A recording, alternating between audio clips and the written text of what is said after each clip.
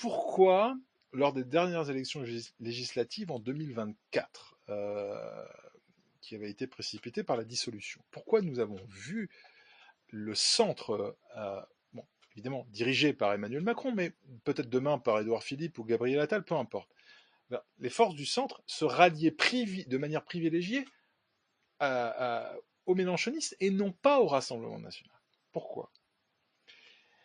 Parce que, évidemment, le Rassemblement national est présenté comme étant l'héritier de l'extrême droite, donc d'Adolf Hitler, donc des chambres à gaz, etc. Mais aussi, plus fondamentalement et plus philosophiquement, parce que à gauche et au centre, on se revendique de la tradition démocratique et droit de l'homme, c'est-à-dire égalitaire et sans frontiériste. Alors que la droite ou l'extrême droite est censée être différentialiste, reconnaît les hiérarchies naturelles et ne se reconnaît pas dans l'abolition de toutes les frontières, c'est-à-dire vers la fuite vers le grand tout ou vers le grand rien, contrairement à la gauche internationaliste. Et en fait, on voit la bourgeoisie sans frontiériste converger avec la gauche radicale sur la même haine des hiérarchies réelles et organiques. Et c'est ça qui transparaît ici, c'est-à-dire que quand il s'agit de choisir, même face à un meurtre politique, on voit une vieille chouette comme l'oiseau montrer sa gueule pour expliquer que finalement, pourquoi pas le meurtre politique. Vous imaginez bien ce qui se serait passé si l'oiseau avait dû traiter du meurtre, entre guillemets, d'un nègre par un flic blanc aux États-Unis. Donc en fait, c'est constamment le même cinéma, et ce centre qui feint d'être du centre n'est pas du centre. Ce ne sont pas des centristes. Ce sont des gens de gauche. Ils sont de gauche. Ce sont les mêmes. C'est une question de degré. On ne peut pas différencier l'oiseau de Mélenchon. C'est une question de degré et non pas de nature. C'est ce que je veux dire.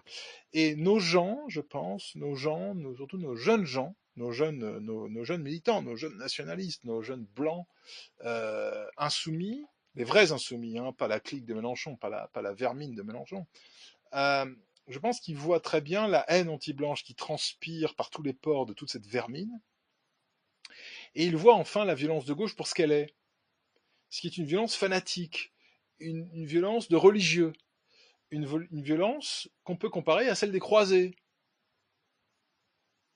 n'est-ce pas? Les croisés, ici, il faut le comprendre, comme étant des gens qui se réfèrent à un texte religieux transcendantal, de la même manière que les djihadistes, ou de la même manière que les juifs. C'est-à-dire que il y a eux, les détenteurs de la vérité, et les autres. Et il faut les écraser, quoi. Voilà, ils sont comme ça. En fait, les gauchistes, on peut pas les différencier des djihadistes. C'est les mêmes. C'est les mêmes ordures. Ok, d'accord, très bien. Bon, bah, si vous voulez la violence, si vous voulez nous assassiner, attendez-vous à du répondant. C'est ça que je veux dire à la fin.